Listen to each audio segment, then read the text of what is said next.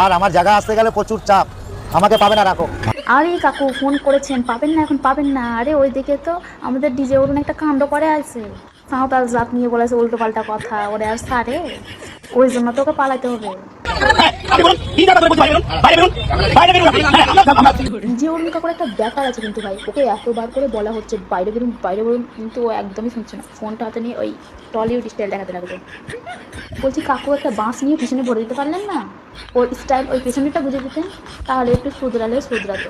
কোয়ালিটিটা বলে দিলাম আমার মধ্যে কি আছে। আমি as a singer, as a actor, DJ অরুণ।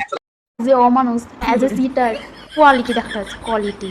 মানুষ একটা মানুষকে সম্মান করতে পারে না, আর এখানে ওর কোয়ালিটি দেখাতে এসছে। বলছি এই মেয়ে মানে এই মালটারে ওর বউ সহ্য করে কি করে? বলছি আন্টি আপনি সহ্য করেন কি করে এই মালটারে? ও ভাইরাল হয়েছে, টাকা হয়েছে, ওই জন্যই। তাহলে আমার এখানে থাকলে তো আমি পিছনে বাঁশ ভরে বের করতাম। যে কোনো জাতকে সহ্য করতে পারে না, জাতির নামে ভালো কথা বলতে পারে না, সে নাকি মানুষ, তার তো কোয়ালিটি আছে, কোয়ালিটি। দেখিয়ে দিচ্ছি।